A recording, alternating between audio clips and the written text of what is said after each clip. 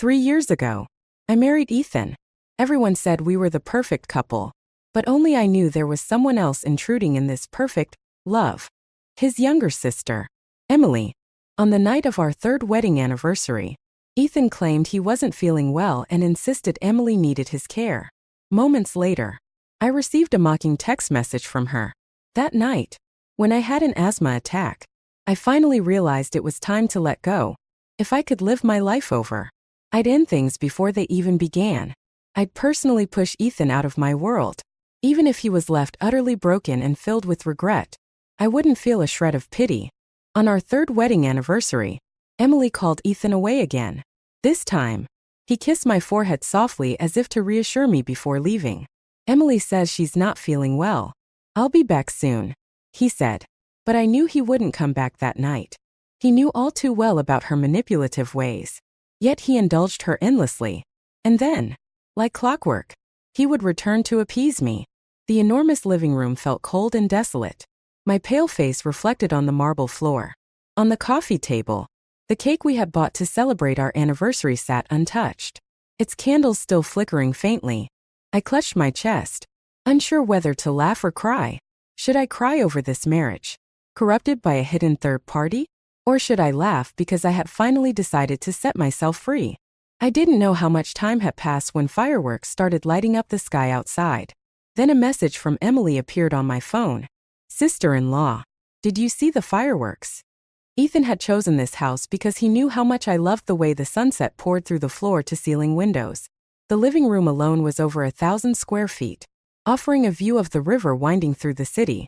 Now, the silent night sky was illuminated by dazzling fireworks, their reflections bright in my dark eyes. My brother was worried I'd be bored alone in the hospital, so he had someone set these off for me. I heard it's your wedding anniversary today, so I'm being generous and letting you enjoy them too. Her words were like daggers, stabbing deep into my heart. They drew no blood, but they twisted and churned, leaving me gasping for air. My hands trembled, and my phone slipped to the ground. Her messages lay exposed on the screen, each one piercing like a blade. The man who had just been making anniversary wishes with me was now peeling an apple for her. His handsome face was slightly lowered, exuding infinite tenderness. The very gentlemanly demeanor I once took pride in now made me sick to my stomach. You've lost. Having children isn't exclusive to married couples. What you can give him, I can give him too. I couldn't catch my breath. My chest heaved violently as panic consumed me. My legs struck the coffee table, and I collapsed to the floor. The asthma inhaler was just a few steps away, but no matter how desperately I reached out, I couldn't overcome the suffocating lack of air. As death approached, the last thing I knew was that my husband had lit up the city's sky with fireworks for another woman, while his wife lay dying quietly at home, without even a chance to be saved. But then, I woke up. The sound of my roommate's voice jolted me awake. Anna, we need to hurry to the lecture hall. I saved you a seat, but we're running out of time. I glanced at my phone and realized I was back in college, back to a time before Ethan had confessed his feelings for me. I hastily agreed and ran to the lecture hall, still dazed as I took my seat. Before I could fully process what was happening, someone nudged my shoulder with the tip of a pen. A piece of chocolate appeared in front of me. Your roommate said you skipped lunch. Here, have something sweet to tide you over. That familiar voice surrounded me, but it was lighter, filled with the youthful energy of a college student. This wasn't the composed and steady Ethan of years later. Looking at him now, his bangs framed his face, exuding a boyish charm that tugged at the heart. I remembered when Ethan started working. His youthful appearance often made patients doubt his credibility. To help him look more professional, I started styling his hair. With his forehead revealed and a pair of glasses perched on his nose, his image instantly transformed into that of a dependable professional. In the mirror, I could see the faint blush spreading across Ethan's face. Though he had been practicing as a doctor for several years, he still couldn't handle teasing well. His thin skin betrayed him, and his cheeks turned red under my playful taunts. Unable to retaliate in words, he pushed me gently against the wall and kissed me with a force that made my head spin. Still laughing? He asked, attempting to act mature and composed, but instead coming across like a puppy baring its tiny teeth. I couldn't help but burst into laughter. Okay, I'm not laughing anymore, I said, raising my hands in surrender. That day, I was the one who begged for mercy before it finally ended. Ethan, despite his soft and innocent appearance, could be surprisingly stubborn and fierce when he wanted to be. Looking back on these moments now, there wasn't any sweetness left in the memories. I used to think we would bicker and laugh like this for the rest of our lives. But when I calculated the time, our marriage hadn't even lasted 3 years. I smiled faintly and politely declined his offer of chocolate. I've been having toothaches recently. It's better if I avoid sweets.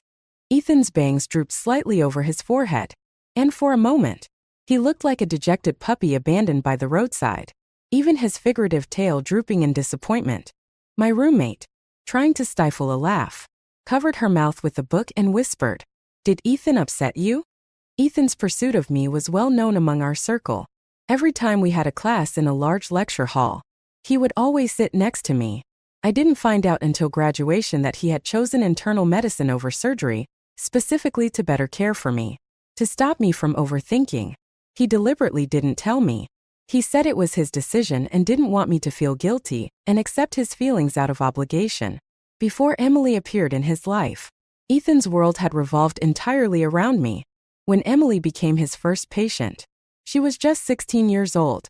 Her pale face was as small as a palm, drained of all color. Ethan, still an intern at the time, was terrified that Emily might become the first patient he ever lost. He was extraordinarily attentive to her, taking care of her daily needs, bringing her fruits, and even coaxing her during routine checkups. Emily misunderstood his kindness. She started blushing whenever she saw Ethan and found excuses to cling to him, often feigning weakness to get him to hold her hand or stay by her side. On the day of her surgery, when no one from her family showed up, the truth came out. Her parents had abandoned her, unable to afford the high medical costs. Devastated and hopeless, Emily tried to end her life by jumping from a high building. Ethan lost control and made a promise to her in his desperation. I was standing right behind him at the time, watching him focus entirely on that fragile girl who seemed on the verge of disappearing. For the first time, he didn't look at me. For the first time, he made a decision without involving me. Later, Emily was officially added to the family registry of Ethan's household. At just 16 years old, she smiled with an innocent, crescent-eyed charm. "What should we do, big sister? I got into Ethan's family before you did." In that moment, I felt a hollow emptiness in my chest, as though someone had carved a gaping hole in my heart. Cold, biting winds seemed to blow through endlessly, leaving my hands and feet icy. I pulled myself out of the memory and calculated the time. There were still 3 years left until Emily's appearance in Ethan's life. Ethan had graduated a year later than us due to his medical studies. If I could avoid interacting too much with him during this time, I could change the fate of my death. Back then, in my youthful arrogance, I believed I could never lose to a girl who had suddenly appeared in Ethan's life. But in the end, I had even lost my life to her. Looking back now, it truly wasn't worth it. I hadn't yet explored the vast world or measured its endless possibilities. And yet I had died such an absurd death. When people are at a loss for words, they really do laugh. I shook my head and pushed the memory of that day's chocolate to the back of my mind. But the next day, as my roommate and I were leaving the library, we saw Ethan standing in front of the dormitory building with medicine in his hands, waiting for me. "No matter what, you really need to be clear with him," my roommate said, her face tinged with hesitation. After all, Ethan's brilliance was plain for everyone to see. A natural talent, from a wealthy family, and with a flawless personality to match. It was precisely because of these qualities that people like Emily and others gravitated toward him. The cracks in our relationship had appeared long ago. I've always been terrible at expressing myself, holding everything in until I can't say a single word. Ethan, with his professional warmth and kindness to everyone, made me doubt whether he even liked me for who I was. Was it all just because he wanted to play savior? "Didn't you say yesterday that your teeth were hurting? I bought you some medicine." He held up a plastic bag, but with his striking looks, even the simple bag seemed to carry a hefty price tag. "I don't need it," I said coldly, refusing outright. Ethan's face showed a flicker of nervousness. "I meant to bring it to you this morning, but the professor changed the schedule last minute, and I couldn't get here until now." he stammered. His explanation clumsy and far from the composed and steady demeanor he would later adopt. This was a far cry from the man who, years later, could lie to me effortlessly while conspiring with Emily. Looking at the bright-eyed boy in front of me, I couldn't reconcile him with the man he would become. How could someone change so drastically? Almost overnight? In the end, I didn't take the medicine. Instead, I made our relationship clear. I'm preparing for graduate school. I don't want to waste time on anything else. I hope we can keep things strictly as classmates from now on. Ethan said nothing. He walked away, looking utterly dejected. When I returned upstairs, my roommate looked at me, her face full of pity. Wasn't that a bit harsh? You know he could probably hear you from the first floor. But even with their guilt-ridden looks, I felt nothing. If his pain now could guarantee my peace in the future, then I would rather he be heartbroken today. It was better for us to have no connection at all. After that day, Ethan truly stopped approaching me. When he saw me on campus, he would lower his head and avoid eye contact, like a frightened quail. Eventually, I was accepted into my graduate program and focused on my studies. Occasionally, I would hear news about him. People said he had won another scholarship and become the prized protege of his department's professor. Upon graduating, he secured an internship at the best hospital in the area. Everything was progressing exactly as it had in my previous life, except for our relationship. 4 years passed, and the monotony of academia almost made me forget Ethan entirely. Yet, in the still of the night, I could still feel the pain and despair of my final moments. Even though I would wake up in shock, my eyes no longer shed tears. Later, I found a stable job as an associate at a law firm. My latest case involved a hospital dispute. A family suspected a doctor of overcharging, leading the patient to pay for unnecessary treatments. Big-shot lawyers wouldn't bother with such a case, and slightly more established ones didn't want it either. It ultimately landed on me and a junior lawyer who had just been promoted. When we arrived at the hospital, the family was causing a scene in the lobby, waving bills in the air and yelling accusations. Amid the chaos, my eyes landed on Ethan.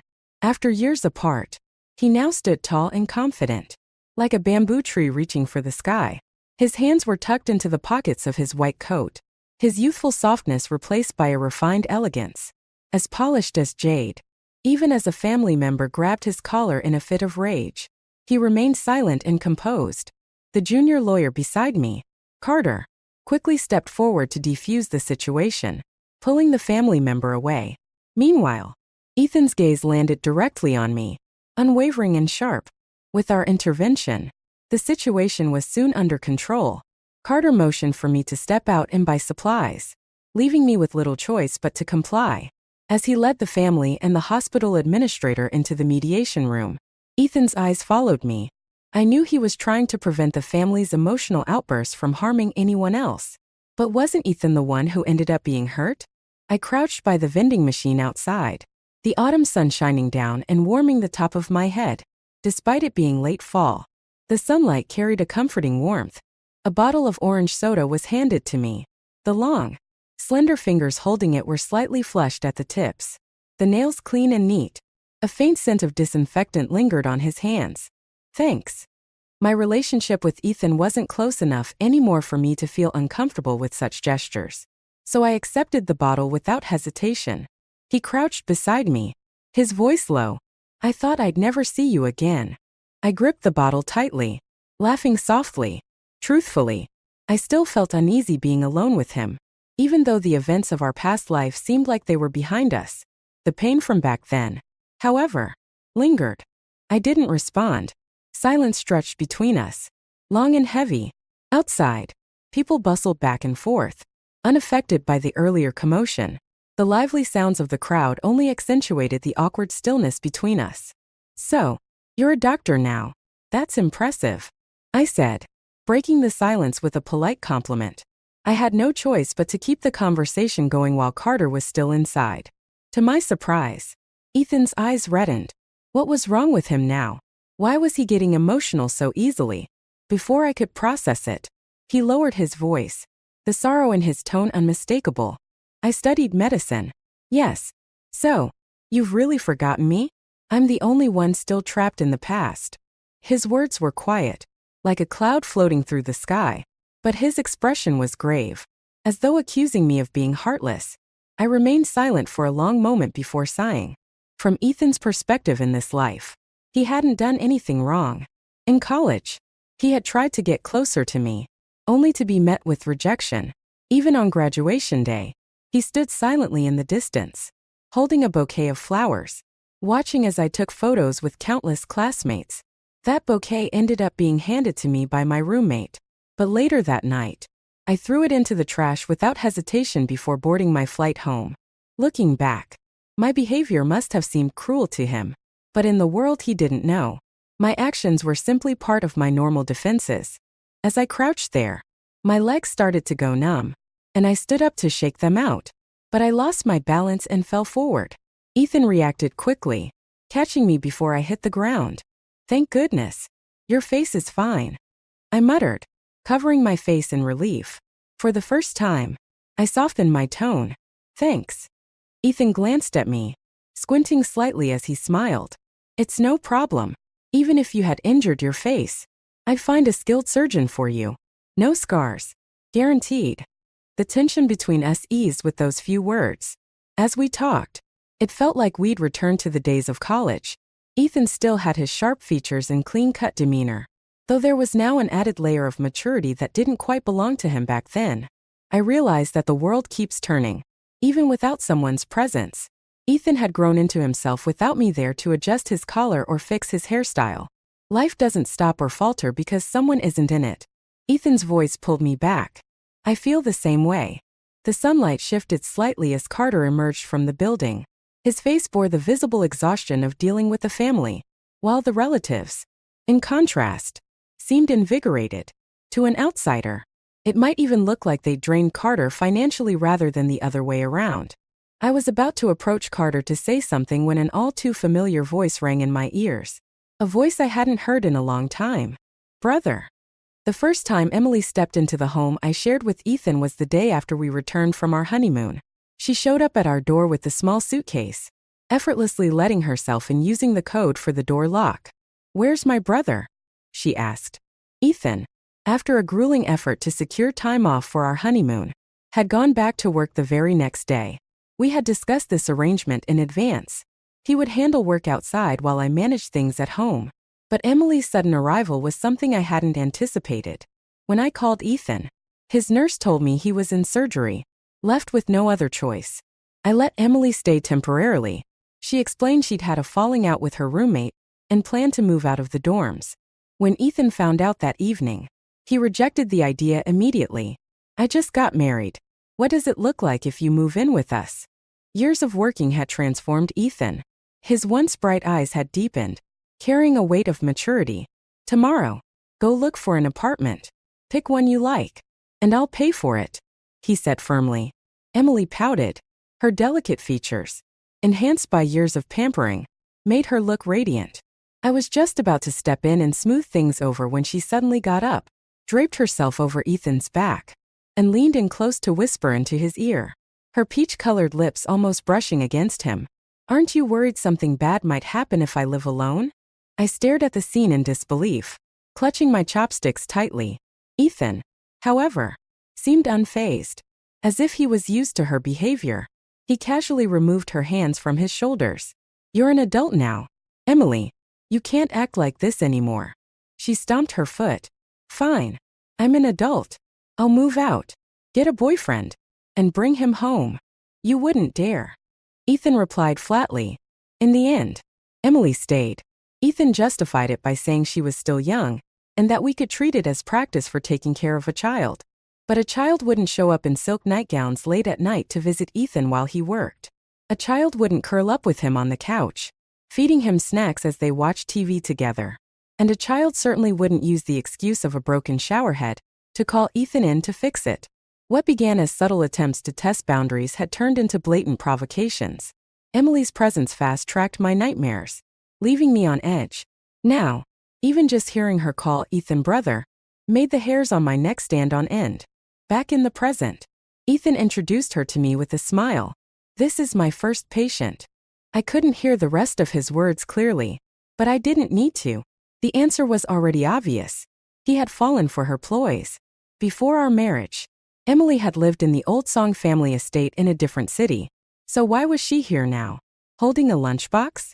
Had they already started living together? I forced a smile, trying to keep the resentment from my past life from surfacing in my expression. If I wanted to live this life without the burden of hatred, I needed to teach myself to sever those emotions. I didn't know you were married, Emily said, her tone light. Next time, I'll make sure to send a proper wedding gift. Ethan looked at me with an unmistakable seriousness. She's listed as my sister on the household registry now. I'm single. I've never been married. The sudden revelation made Carter interject with a playful grin. So, Dr. Song, you were married young? Didn't see that coming. Hearing this, Emily's cheeks flushed a delicate pink, the sunlight accentuating her youthful charm. Meanwhile, Ethan's face darkened as his gaze locked onto mine, a hint of displeasure in his expression. Carter continued jokingly. Well, Ethan, you owe us a meal for this mix-up. It's not every day you meet a doctor. You know, having one as a friend is definitely handy. On the ride to the restaurant, Carter complained. You've been hiding the fact you know a doctor. I had to wait forever just to get my wisdom teeth removed. The doctor I went to wasn't gentle at all. I glanced at the retreating scenery outside the car window and replied nonchalantly. First, Ethan and I haven't seen each other in years. Second, even if I did have his contact information, you'd still need to wait your turn. That wouldn't change. Carter pouted, muttering, stingy. I rolled my eyes and playfully punched him, and he finally shut up. Nothing had changed in my memories. Emily was still the same patient Ethan had taken in, from her initial consultations to her hospital stay. And later, when her parents abandoned her, Ethan had taken it upon himself to step in. When his colleagues asked under what capacity he was doing so, Ethan hesitated for a long time before firmly replying, as her brother. But in this timeline, Emily never moved into the old Song family estate. Without me interfering, their relationship had grown closer, even more unrestrained. At the restaurant, Emily immediately leaned against Ethan as soon as he sat down. Carter raised an eyebrow, giving me a curious look that I quickly dismissed with a small shake of my head. I pulled him to sit beside me and began looking over the menu. When Ethan ordered, his choices mirrored all of my past favorites. Carter, using the menu as a shield, whispered, "Since when do you eat such bland food?" Unbothered, I replied loudly enough for everyone to hear. My tastes have changed. To emphasize, I intentionally ordered several spicy dishes. Ethan's expression faltered slightly as he lowered his gaze to the table, a trace of melancholy in his demeanor. Back then, I had adjusted my preferences to match his love for mild flavors. But now, I no longer felt the need to accommodate anyone. I would eat whatever I wanted. The meal was far from enjoyable. Emily, it seemed, didn't have the boldness yet to provoke me openly. She limited herself to throwing sharp glances in my direction, without escalating into outright challenges.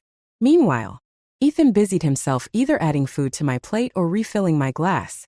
By the end of the meal, it was clear he had hardly eaten anything himself. Even Carter, usually oblivious, picked up on the strange tension. When we returned to the office, Carter let out a breath of relief and teased. So, is this college friend of yours secretly still in love with you? I mean, an ordinary classmate wouldn't be this attentive after all these years, right? He's been probing so much he might as well ask for your full home address next. He rubbed his shoulder dramatically and added, "You better be careful, or you might end up in a love scam." Then, almost as an afterthought, he muttered, "Though I feel like there's something going on between him and that sister of his." His casual remark hit me like a hammer. In just one meal, Carter had picked up on something that had taken me half a lifetime to recognize. I had spent years convincing myself that Ethan and Emily were nothing more than siblings. I had woken up countless nights in a cold sweat, scouring the internet for answers to the question, can a man and a woman truly share a pure sibling-like relationship? That question had been a constant weight on my chest, tightening like an invisible fishing line. The more I ignored it, the tighter it wrapped around me, cutting into my skin and suffocating me. After work, I didn't go home. Instead, I requested 3 days off and booked a flight back to my hometown. Before I left, A heavy rainstorm swept through the city. Carter called me as I waited at the airport. "Where are you?" he asked. Caught off guard. I hesitated. "I'm at the airport, heading home for a few days to rest." He must have been driving, as I could hear the relentless patter of rain against his car windows. "Interesting coincidence," he said. "Guess who just got into a car accident on the way to the airport? Dr. Song." "Ethan?" I blinked, trying to process his words. "He was heading out of town?" Carter paused before replying. "Not sure. But I heard the crash was pretty serious. His car flipped over completely. If someone hadn't found him in time, he might have lost an arm or a leg. Now that would have been a tragedy." I remained silent. And Carter added, "What did you just say?" I shook my head, quickly changing the subject. "Drive carefully in this rain." We exchanged only a few more words before I ended the call. Driving in heavy rain was exhausting, and the last thing anyone needed was to end up like Ethan. As I watched the torrential rain outside, my fingers tightened around my phone. In the past, I would have torn up my ticket without a second thought and rushed to his side, because nothing in my world had ever been more important than him. But now, all I cared about was whether my flight would depart on time. When the boarding announcement came, I exhaled in relief. Everything proceeded as scheduled. As the plane ascended and the sensation of weightlessness enveloped me, my mind wandered. That eerie feeling was no different from the moment before death. But this time, my medication was in my pocket, not on an unreachable shelf. The voice of the flight attendant brought me back to reality. I reminded myself, I didn't marry Ethan, and I wouldn't die. When I got home, my parents were still fixated on the topic of marriage. The only difference now was that they had lowered their expectations. As long as the person was from the same area, even someone working far away was acceptable. Since they had compromised, I didn't want to argue further. But when Carter showed up, I couldn't stop the twitch at the corner of my mouth. "So, you're the one Aunt Fong described as talented, handsome, and wealthy." Carter looked just as bewildered, muttering, "And you've got the nerve to talk. Fong's been singing your praises nonstop, making you sound like some heavenly being. Did you even bother looking at the photo she sent?" I pulled out a photo that only showed a silhouette. "Are you talking about this one?" Aunt Fong had mentioned the guy was shy and didn't stay in town.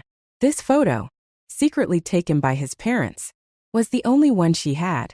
Although the angle made the perspective look distorted, it was clear he had decent height and a good build. Who would have thought it would actually be Carter? "Aunt Fong said you earn $17,000 a month. Does our firm even pay that much after someone gets promoted?" I teased, watching Carter rub his earlobe awkwardly for once. "I said $10,000, he corrected. "My parents are already bending over backward to listen to me. They agreed to lower their standards to one stable job and one decent income. That's progress." I laughed, finding the situation unexpectedly amusing. Might as well play along for the sake of a peaceful New Year's holiday. We agreed to keep the ruse going and inform Aunt Fong separately that we'd try getting to know each other better. Her delighted response came quickly, filled with praise and satisfaction. For once, both our parents stopped bombarding us with messages. By the time Carter dropped me off at home, it was already late. "Don't forget to organize your files for tomorrow's meeting," he reminded me, his tone becoming all businesslike. I waved him off impatiently. Who enjoys being reminded about work on the last day of the weekend? Just as I was about to head inside, Carter hesitated, glancing at me. "By the way, I heard Dr. Song was discharged recently. Want to go with me to pay him a visit?" I shut the car door with a smirk. "Doesn't matter what you do. Just know that when it comes to wisdom teeth, I'm not letting you cut in line." Carter slumped over the steering wheel in mock defeat, his face full of regret. The late autumn evening was bleak, the ground littered with fallen yellow leaves. I rubbed my nose, stepped into the elevator, and prepared for bed. If I'd known Carter was my blind date, I wouldn't have bothered with makeup or contact lenses. What a waste of effort. When the elevator doors opened, I lifted my gaze from my phone and froze. The door across from me opened, revealing Ethan in casual homewear. I exhaled in relief, but my guard went up instantly.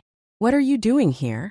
Ethan's gaze was filled with an unspoken sorrow as he studied me for a long moment before murmuring, I didn't think you'd come back so late. Something felt off. My instincts told me to cut the conversation short. But before I could, Ethan stepped fully out into the hallway. His apartment door shut behind him with a click. I forgot to change the fingerprint lock, he said helplessly, his voice soft. And now I don't have my key. He stood there in his lightweight loungewear, barefoot, with damp black hair dripping water onto the floor. It was obvious he'd just taken a shower. I sighed. Fine. Come in. This Ethan, as scattered as he had been back in college, was still the same. I handed him a new towel and a clean, lightweight blanket. You'll sleep here tonight. Tomorrow, I'll find a locksmith for you. By the way, why are you living here? Ethan obediently rubbed his hair with the towel, his gaze fixed on the floor.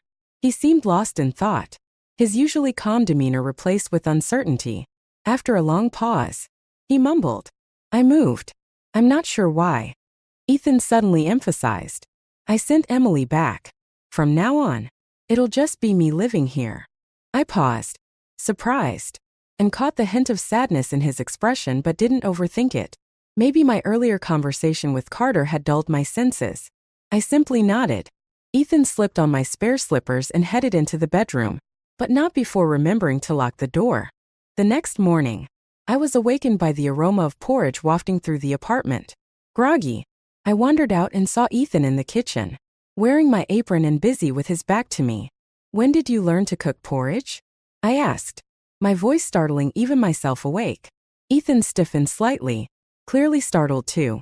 In this life, I hadn't married Ethan, so whether or not he could cook wasn't something I should know about.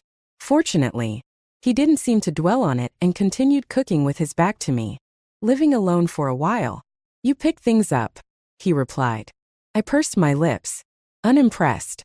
Don't think I've forgotten how Emily brought you meals just a few days ago. Looking at the breakfast spread he'd set out on the table, my appetite suddenly vanished. To distract myself, I decided to call a locksmith for him. Ethan's expression faltered, a subtle disappointment crossing his face. I'll stay until it's fixed, he offered. That's not necessary. I need to get to work soon, I said, glancing away. After a moment's hesitation, I added, besides, I don't like having outsiders in my home. His face immediately fell, and he awkwardly removed the apron, folding it carefully. Then, with the same careful precision, he folded the blanket he had used the night before. I'll wash it and bring it back. I finally let my irritation slip through. There's no need. Just leave it there. It'll end up the same as breakfast, thrown in the trash. For a moment, I thought I might have imagined it, but something about Ethan felt off. He seemed tense, as if he were afraid of doing or saying anything that might upset me. But truthfully, I didn't feel angry. I simply wanted him to leave quickly, like any polite but distant social interaction. I ran my fingers through my hair just as the locksmith arrived, leaving Ethan with no excuse to linger. Dejected, he shuffled out the door. I didn't leave my apartment until I was certain he had gone. Closing my door with a heavy thud, I glanced at the door across the hall and sighed. Perhaps it was time to consider moving. The following days were a blur. Work became so overwhelming that my schedule flipped completely, and I often ended up sleeping at the office. The idea of moving slipped my mind entirely. By the time I remembered, it was already Christmas Day. That morning, Ethan knocked on my door. Is something wrong? I asked, my tone neutral. Ethan visibly relaxed, as if he'd been worried I wouldn't answer. I thought you weren't home, he said, nervously rubbing the corner of his jacket. I asked, do you have any plans for today? Just as the words left my mouth, Carter suddenly appeared out of nowhere, interrupting my focus. My attention scattered as I opened the door and let him in. Then, turning to Ethan, I gave him a polite smile. Sorry, I already have plans today. Ethan's smile froze awkwardly on his face, and for a moment, even his breathing seemed to halt. Without another word, I closed the door, leaving him outside. Carter, already sprawled on my sofa, looked at me with a mix of amusement and pity. Don't you think that was a bit harsh on Dr. Song? Well, if you're so concerned, why don't you spend the day with him? I shot back, adding with a cold laugh. He might look refined, But who knows if he's a wolf in sheep's clothing? The Christmas spirit was thick in the air as we walked through the streets, surrounded by festive decorations. Carter and I took a photo together and sent it to our respective parents. You know, Carter mused, if you weren't my coworker, I might have actually pursued you for real. Why? You think coworkers aren't good enough for you? I teased, raising an eyebrow. At least I wouldn't want to see your face at work and after hours every day. His remark made me laugh, but I couldn't find a good retort. Falling for a coworker was indeed a complicated affair. We stayed out late, enjoying the festivities, before Carter drove me home. This time, he didn't come upstairs. Instead, he nodded toward a figure standing under a nearby street lamp. Looks like your doctor's song is quite the hopeless romantic, he said before giving us space and leaving. I followed his gaze, and all the cheer I had built up vanished in an instant. Ethan stood motionless under the dim, flickering streetlight, still wearing the same clothes from earlier in the day. I had no idea how long he'd been waiting there. When he saw me, his face lit up briefly, but it quickly gave way to a strained smile. His voice, trembling against the cold night air, broke the silence. Are you seeing someone now? Or? He couldn't even bring himself to say the word married. It was as if saying it would shatter the fragile composure he was clinging to. Ethan, I thought I'd made myself clear enough, I said, meeting his gaze. For a moment, an unexpected pang shot through my chest, but I forced myself to continue. There's no future for us. No matter what you do, it's impossible. Confusion clouded his eyes. In desperation, he reached for my hand, but I instinctively stepped back, leaving him frozen in place. His disheveled hair fell across his face, giving him a look of uncharacteristic vulnerability. I know, he said hoarsely, his voice cracking, but you have to give me a chance. At least let me compete with him fairly. My voice was icy as it cut through the tension. Ethan, if I truly liked Carter, there would be no fair competition. Just like in our past life, what you did to me with Emily, without your tacit approval, she wouldn't have been able to treat me the way she did. Every way she hurt me, you were complicit. Tonight, Ethan was completely different. He seemed like a man possessed, fixated on petty arguments and desperate for answers. It was nothing like the composed and confident doctor I had seen in the hospital. Ethan, I said firmly, we are impossible. I will never choose you in this life. I said. Ethan froze, disbelief written all over his face. Is it because we never even began? His words were confusing, but I understood. He thought that because nothing had started between us yet, he still had a chance to rewrite our story. As long as he kept Emily out of the way this time, he believed we could start over. A sharp pain throbbed at my temples. I took another step back. Yes, exactly because nothing ever began. Ethan's expression changed. Panic crept into his voice as he rushed to explain. It's not like that. Emily is gone now. I sent her away. She won't stand between us anymore. And after that? I asked, my voice dripping with mockery as his face turned red. She's still listed on the same household registry as you, isn't she? She's still your sister, isn't she? I bit down hard on the word sister, ensuring he understood its weight. No one wants to marry a man who has an adoptive sister like that and spend the rest of their life entangled in such a mess. I was foolish once. I won't be foolish a second time. Snow began to fall around us, soft and quiet. It was the first snow of the season. They say that watching the first snow with someone you love means you'll grow old together. But I didn't want to grow old with Ethan.